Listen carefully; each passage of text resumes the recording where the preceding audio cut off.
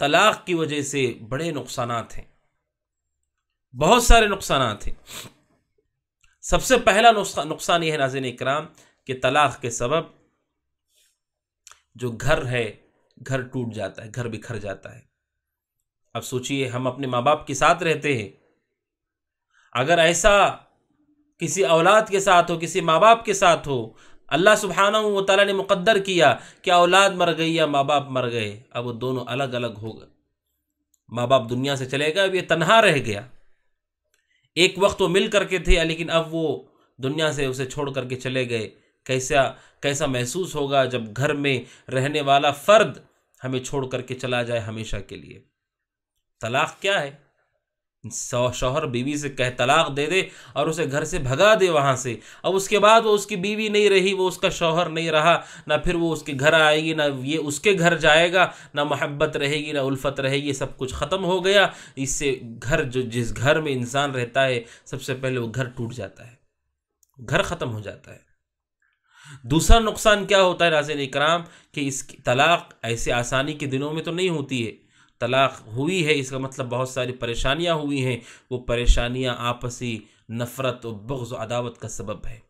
शौहर के दिल में बीवी की बुग़्ज़, नफ़रत, अदावत, औरत के दिल में शौहर से मुताल्लिक़ बुग़्ज़, अदावत, नफ़रत, हत्ता कि दोनों उस अपने जोड़े से के साथ साथ उसके पूरे घराने, उसके पूरे ख़ानदान के सिलसिले में दिल में बुग़्ज़ रखना शुरू करते हैं। और बुग़्ज़ इतना गहरा होता है कि जब तक वो ज़िंदा हैं, लोगों के सामने कभी उनका ज़िक्र खैर तो होगा नहीं, बल्कि वो लोगों को उनके ख़िलाफ़ भड़काएंगे, वरगलाएंगे, चाहे बीवी हो चाहे शौहर हो, यानी ख़त्म ना होने वाला बुग़्ज़ का सिलसिला शुरू हो जाता है। आप देखिए, कोई भी और जिसको तलाक हुई हो, आप पूछिए तुम्हारा शौहर कैसा था, तुम्हारे शौहर के घराने वाले कैसे थे, वो कोई एक ऐब भी नहीं छोड़ेगी, हर ऐब वो सामने रखेगी लोगों के।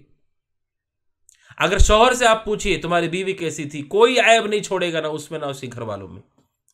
तलाक दिलों में नफ़रतें और बुग़्ज़ और अदावत की शुरुआत, और ये ख़त्म ना होने वाला सिलसिला शुरू हो जाता है।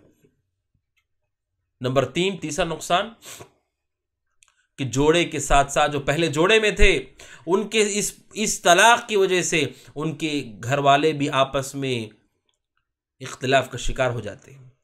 नाज़रीन, कितने ऐसे जोड़े, शौहर बीवी अलग हो गए, लेकिन शौहर के जो माँ बाप हैं, बीवी के जो माँ बाप हैं, आपस में उनके रिश्ते बड़े बेहतरीन हैं, एक दूसरे का एहतराम करते हैं, एक दूसरे की इज्जत करते हैं, एक दूसरे से खुश मिलनसारी के साथ मुलाकात करते हैं, खुश होते हैं एक दूसरे को देखकर।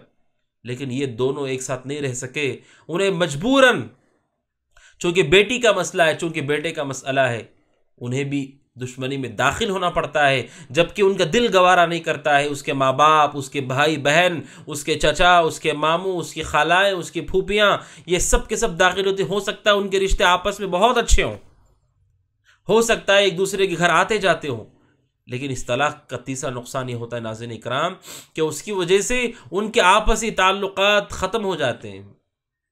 जब उस ख़ानदान की बहू बाहर इस ख़ानदान में वापस कर दी गई, या इस ख़ानदान की बहू ने शौहर से खुला लेकर के उसको अलग कर दिया, फिर किस मुंह से एक दूसरे से वो मिलेंगे, कैसे मोहब्बत को बरकरार रखेंगे? यानी पूरे ख़ानदान की आपसी जो मोहब्बत थी उसकी जड़ को काट देती है यह तलाक, और उससे पूरा ये जो मोहब्बत का नज़्म था ख़ानदान में सब ख़त्म हो जाता है, बिखर जाता है।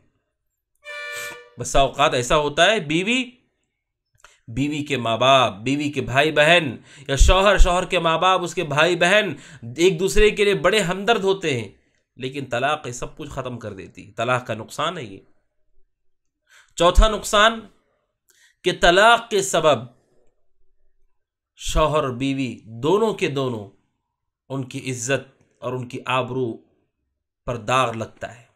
चाहे शौहर हो चाहे बीवी हो, एक दूसरे के इज्जत पे दाग लगता है। औरत भी नहीं छोड़ेगी, शौहर भी नहीं छोड़ेगा, एक दूसरे को बताएंगे, दोस्तों को, साथियों को, रिश्तेदारों को, अड़ोस पड़ोस के लोगों को, सबको मालूम होगा कि इनका रिश्ता ख़त्म हो गया। इन दोनों की इज्जत व आबरू, एक दोनों के तक़द्दुस, दोनों की जो मंजिलत है, दोनों की जो शख्सियत है, उस पर जरह लगती है, चाहे वो शौहर हो चाहे वो बीवी हो। यही कहेंगे कि औरत घर में नहीं रह सकी, यही कहेंगे ये शौहर अपनी बीवी घर में नहीं रख सका, और उसके पूरे ख़ानदान की इज्जत पे हर्फ लगता है। ये इंसान की इज्जत, हत्ता के अहले इल्म ने कहा कि उसके बाद वो समाज में चलेगा तो उसका वो एहतराम, वो तकद्दुस, जिसने तलाक को खिलवाड़ बना लिया, वो बाकी नहीं रहता है। जहां शरीयत ने इजाजत दी है वहां इजाजत है। ये चौथा नुकसान है।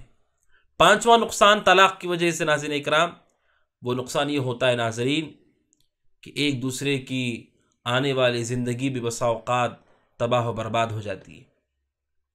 इसलिए कुरान करीम कहता है, जिसका जिक्र आएगा कि अगर इंसान निकाह में रखे तो अच्छे ढंग से रखे, या नहीं तो फिर अच्छे ढंग से उसे छोड़ दे। अच्छे ढंग से नहीं छोड़ा जाता। आज आप देखिए केस और एक दूसरे पर इल्ज़ाम ना ख़त्म होने वाला सिलसिला, कोर्ट कचहरियों के चक्कर लगाए जा रहे हैं, चाहे औरत हो चाहे मर्द हो, हत्ता के बच्चे भी उसमें शरीक हैं, उनको भी वहां ले जा रहे हैं, उसके माँ बाप जा रहे हैं, इनके माँ बाप जा रहे हैं। ये सिलसिला न जाने कितने सालों तक चलता रहेगा। उस आदमी की ज़िंदगी का क्या होगा, उस औरत की ज़िंदगी का क्या होगा कि आने वाली उनकी ज़िंदगी, हाँ तलाक हो गई, तकलीफ़ हुई, परेशानी हुई, घर टूट गया, मोहब्बत भी ख़त्म हो गई, ख़ानदान भी अलग अलग हो गए, ठीक है। अब आने वाली ज़िंदगी भी यही कि वो कोर्ट कचहरियों की, अदालतों की और दारुल क़ज़ा के चक्करों में निकल रही है। कितना बड़ा नुकसान है नाज़रीन इकराम कि आने वाली ज़िंदगी पर भी उसका असर है। यानी 1 2 माह 3 माह की बात नहीं कि सब कुछ ठीक हो गया, बाद में अपनी अपनी ज़िंदगी में चल पड़े, ऐसा नहीं होता है।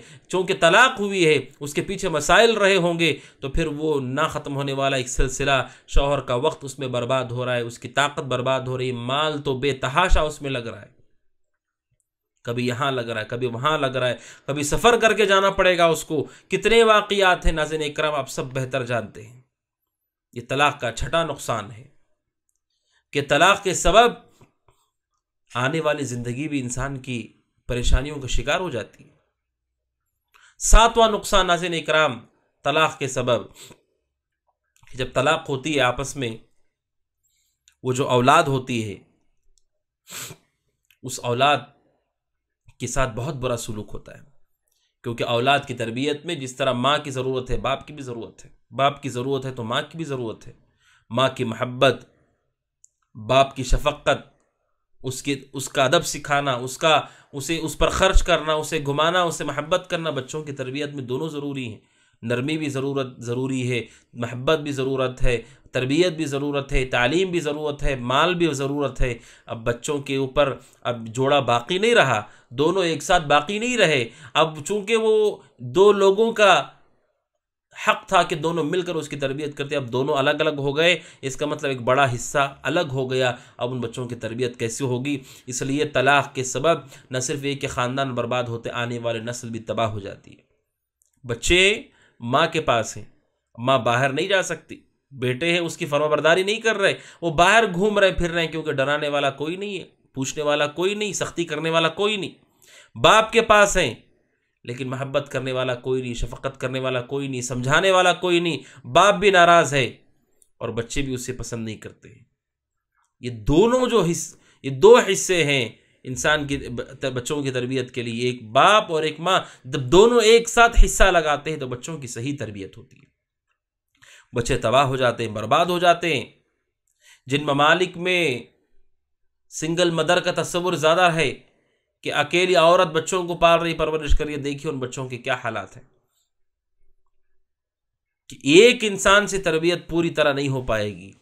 शौहर के साथ बीवी ज़रूरी, बीवी के साथ शौहर ज़रूरी है। औलाद की तरबियत तबाह हो जाती है नाज़रीन इकराम, और वो बच्चे गलत राहों पर पड़ जाते हैं, गलत रास्ते पर निकल जाते हैं। ये 7वां बड़ा नुकसान है इस तलाक़ का। और 8वां बड़ा नुकसान ये है नाज़रीन इकराम, वो ये है कि ये तलाक़ बच्चों की तरबियत के साथ साथ उनके जहन, उनके दिमाग पर उसका बहुत बुरा असर होता है, बहुत बुरा असर होता है। जिन बच्चों ने बचपना माँ बाप को झगड़ते हुए देखकर गुजारा है, मारपीट करते हुए देखकर गुजारा है, कोर्ट कचहरियाँ काटते हुए देखकर गुजारा है, उस बच्चे की जब नशअत और तरबियत ठीक नहीं हुई है, उसके बाद जब वो बड़ा होगा तो आप सोचिए, अगर अल्लाह उस पर रहम ना करे तो वो क्या होगा, उसकी शख्सियत क्या होगी, और वो अपने जोड़े के साथ क्या करेगा, चाहे बेटी हो चाहे वो बेटा। कि हम उस बच्चे की तरबियत नहीं, आने वाली नस्लों को भी हम नुकसान पहुंचा रहे हैं। जिस बच्चे ने देखा हो कि उसका घर उसके आंखों के सामने टूटा और बीवी शौहर ने मिल करके एक दूसरे पर खूब इल्ज़ामात लगाए, तोहमतें लगाई और कोर्ट कचहरियों तक, मार पीट तक, गाली गलौज तक बात पहुंची। अब वो बच्चा जब बड़ा होगा, वो बेटी जब बड़ी होगी, तो क्या वो किसी घर को सुकून से आबाद कर पाएंगे अगर अल्लाह रहम ना करे। ये 8वां बहुत बड़ा नुकसान नाज़रीन इकराम कि उसके जहन के ऊपर उसका असर पड़ता है, उसकी शख्सियत उससे खराब होती है और फिर आने वाले नस्लों को भी इसका खमियाजा भुगतना पड़ता है। ये 8वां बड़ा नुकसान है नाज़रीन इकराम कि बच्चों की तरबियत के साथ आने वाली नस्ल को हम खतरे में डाल रहे हैं। जब बच्ची ये देख रही है कि उसकी माँ ने अपने शौहर की इताअत नहीं की, अलग होकर के आ गई, अपने शौहर को वो गालियां देती है माँ और उसके ऊपर इल्ज़ाम लगाती है, दूसरों के ज़रिए से उसे पिटवाती है, कोर्ट कचहरी में उसे घसीटती है, तो क्या वो लड़की और वो बच्ची जब बड़ी होकर के निकाह करेगी तो अपने शौहर के हक़ को अदा करेगी? क्या वो मोहब्बत करेगी अपने शौहर से? क्यों? क्योंकि उसने वही देखा है, उसकी नशअत वो उसी पर बड़ी हुई है। और बच्चे ऐसे ही होते, बच्चे खुली किताब की तरह होते। आप खैर भी लिख दें, अच्छाई लिखें तो अच्छाई लिखी रह जाती है और गलती लिख दें तो गलती लिखी रह जाती है। ये बच्चे हैं, इसीलिए कहते हैं अत्तलब फी सिग़री कन्नक्श फिल हजर। सलफ कहा करते थे बचपन में इल्म हासिल करना ऐसे ही है जैसे पत्थर पर लकीर, पत्थर पर लिखने की तरह है। आपने बचपन में जो सूरतें याद की, आज तक आपको वही याद है, वही आप पढ़ते हैं, नई सूरतें आप नहीं याद करते। बचपन में यही देखा, अब उसी शख्सियत के साथ वो जिएगा या जिएगी। ये समाज को बहुत बड़ा नुकसान पहुंचाना है नाजरीन कि वो बच्चा वो बच्ची कैसे आने वाली ज़िंदगी में बेहतर हो सकते हैं। ये 8वां बड़ा नुकसान है। और 9वां बड़ा नुकसान नाज़रीन इकराम वो ये है कि इसके सबब समाज में जिनाकारी आम हो जाती है। जिनाकारी आम हो जाती है। शौहर ने बीवी को अलग कर दिया, बीवी शौहर से खुला लेकर के चली गई, अब दोनों जल्दी से निकाह नहीं कर रहे। अब वो अपने घर में, ये अपने घर में है, लेकिन इंसान की शहवत है, इंसान की अपनी ख्वाहिशात हैं, उसकी अपनी ज़रूरतें हैं, कहाँ से उसे पूरा करे? फिर वो गलत राहों पर चलते हैं, गुनाह के राहों पर चलते हैं। जिना आम होता है, जब तलाक ज़्यादा हो जाए तो जिना आम हो जाता है, क्योंकि पाक दामनी के लिए कोई जायज़ रास्ता बाकी नहीं है।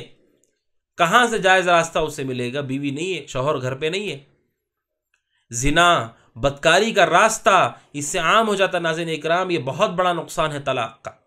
और 10वां एक बहुत बड़ा नुकसान नाज़रीन इकराम तलाक का वो ये है कि इंसान की इबादतें मुतासिर होती हैं। इंसान की इबादतें, इंसान की सिरात मुस्तकीम पर इस्तिकामत से तलाक के सबब बहुत ज़्यादा मुतासिर होते हैं। आप सोचिए, जब इंसान ज़हनी तौर पर इस परेशानी से गुज़र रहा हो, वो कैसे सुकून से इबादत करेगा अल्लाह की, कैसे वो नमाज़ पढ़ेगा, कैसे वो कुरान पढ़ेगा, कैसे वो सुबह शाम के अज़कार की पाबंदी करेगा, कैसे वो माँ बाप के हुकूक़ अदा करेगा, कैसे सदका व खैरात करेगा, कैसे वो अल्लाह सुब्हानहू व तआला की इबादत में आगे बढ़ेगा, कैसे वो क़ियामुल लैल करेगा। जिस आदमी को, जिस औरत की जहन और जिस औरत की ज़िंदगी पूरी तरह इसके नज़र हो गई, अब सुबह शाम उसे परेशानी है, सुबह शाम उसे मुसीबत है, और वो हर दिन किसी ना किसी मसले को लेकर के गुजर रहा है, जूझ रहा है। इसे नाज़रीन इकराम कि ये तलाक़ इंसान की इबादतों को मुतासिर करने वाली है, इंसान की इस्तिकामत के रास्ते में रुकावट बनने वाली है। तलाक़ को कोई मामूली ना समझे, इसका बहुत गहरा, बहुत बुरा असर होता है नाज़रीन इकराम। ये 10 नुकसानात है नाज़रीन इकराम जो मैंने आपके सामने मुख्तसर रखे हैं।